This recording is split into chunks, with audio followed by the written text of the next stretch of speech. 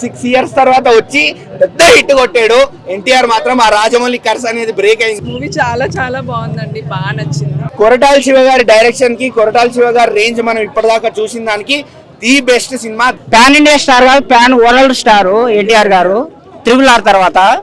కానీ అంత నేను ఊహించుకున్నంత లేదు. ఇంటర్వెల్ సీన్ కానీ క్లైమాక్స్ సీన్ కానీ చాలా అద్భుతంగా ఉంది. విజువల్ ఎఫెక్ట్స్, ఆ మూన్ షాట్, షార్క్ ఫైట్ మనం ఏదైతే ట్రైలర్ లో చూసామో బ్లడ్ మూన్ అవ్వడము, ఎస్పెషల్లీ ఈ 2 షాట్స్ మాత్రం చాలా బాగున్నాయి.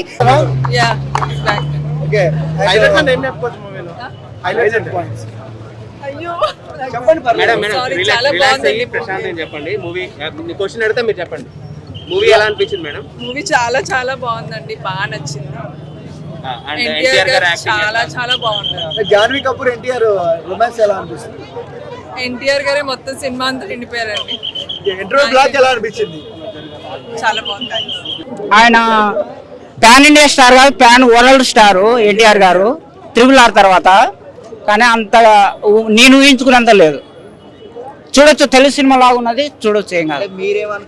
నేను ఏమో ఊహించుకున్నాను. నేను ఈ సినిమా అని కామెంట్ చేయొద్దు, సారీ. అందరు చూడొచ్చు, నీ కామెంట్ చేయొద్దు.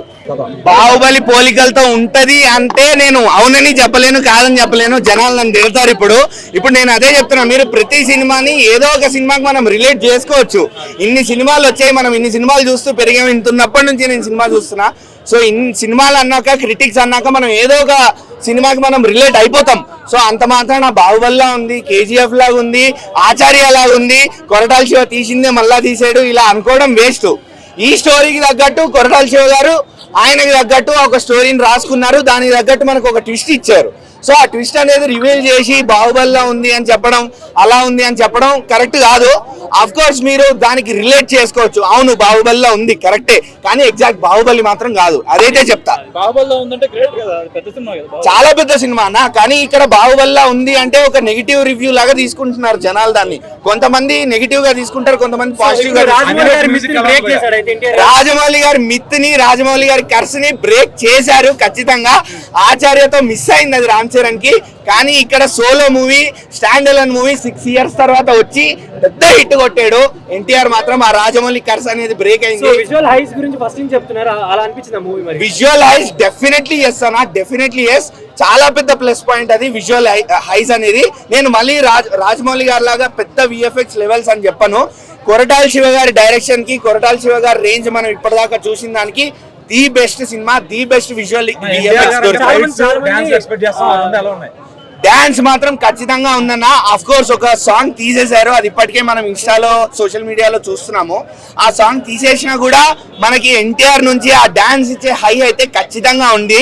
ఎన్టీఆర్ గారు చిన్న మూవ్స్ కూడా చాలా గ్రేస్ఫుల్ గా చేశారు, అలానే హెవీ మూవ్స్ కూడా ఉన్నాయి. సో డాన్స్ అనేది ఎన్టీఆర్ గారు ఎరగదీశారు. నేనైతే 10 నిమిషాలు కూడా లేదని చెప్తా. అంతే, 4 నిమిషాలు పాట కోసం వచ్చింది, వెళ్ళిపోయింది. ఓ 2-3 డైలాగులు, కుళ్ళు జోకులు వేసుకొని వెళ్ళిపోయింది అంతే. అదొక్కటి నాకు సినిమాలో నచ్చలేదు. ఎందుకంటే స్టార్టింగ్ నుంచి చెప్పారు జాన్వీ కపూర్ రోల్ చాలా ఇంపార్టెంట్ అని. నాకు ఎక్కడ ఇంపార్టెన్స్ కనిపించలేదు. పార్ట్ 2 లో కూడా తన రోల్ ఏముండదు అన్న నాకు తెలిసినంత వరకు. ఎందుకంటే అక్కడ already roles and characters clear.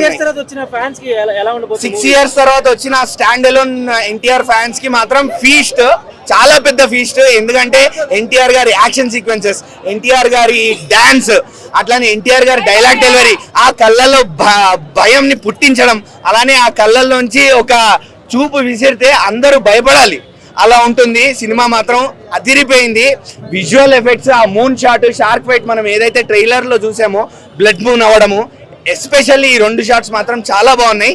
Pre interval fight scenes, pre climax fight scenes మూవీకి మాత్రం స్టాండ్ అవుట్ అవుతాయి, హైగా నిలిచిపోతాయి. ఇవి మాత్రం టైటిల్ గా డిఫరెంట్ గా ఉంది. అంటే మనకి దేవరా మూవీలో ఏదైతే వెపన్స్ యూజ్ చేశారో ఆ వెపన్స్ తో మనకి టైటిల్ కార్డ్ పడింది. అలానే సముద్రం చుట్టూ జరిగే సీక్వెన్సెస్ కాబట్టి మనకి సముద్రంలో వాడే నావిగేషన్స్ అవన్నీ ఉంటాయి కదా. సో దాంతో ఈక్వల్ గా దానికి రిలేటబుల్ గా టైటిల్ కార్డ్ పడింది. అది మాత్రం చాలా బాగా ఆయుధ పూజ సాంగ్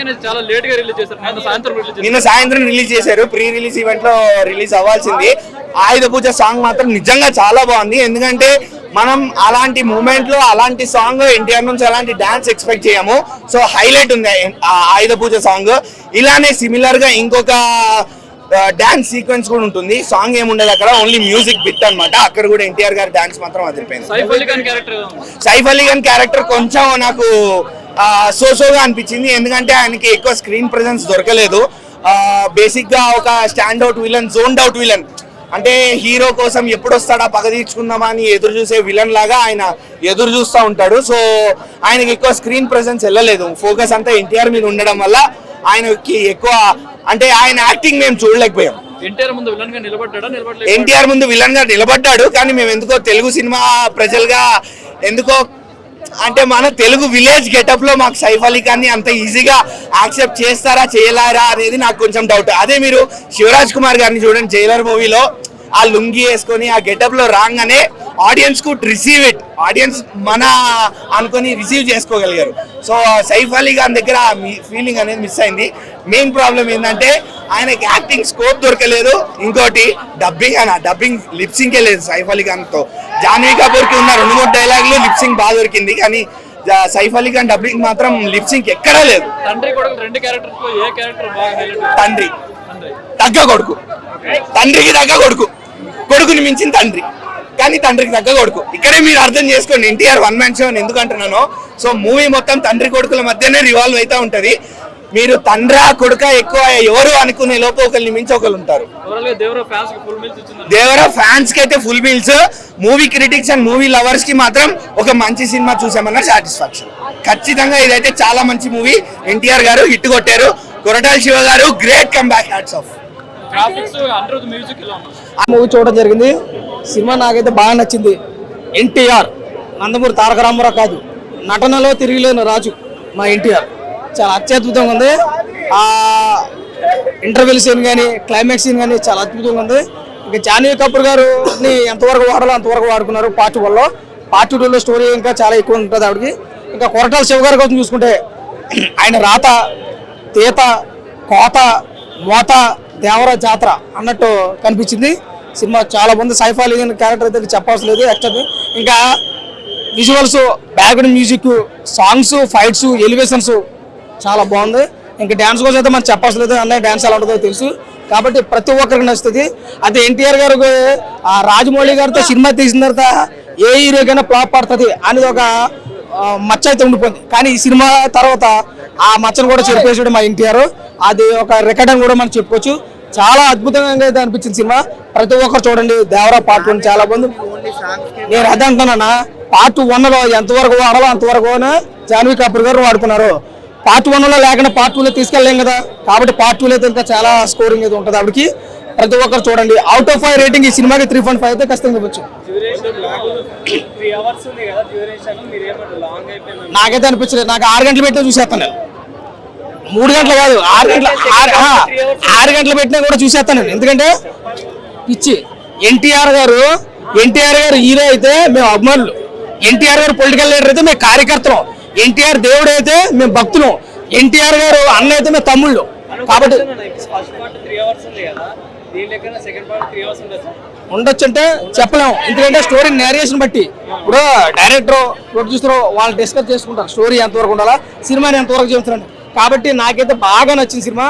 అవుట్ ఆఫ్ 5 రేటింగ్ 3.5 అయితే ఖచ్చితంగా ఇవ్వచ్చు సినిమాకి. జై ఎన్టీఆర్, జై దేవరా.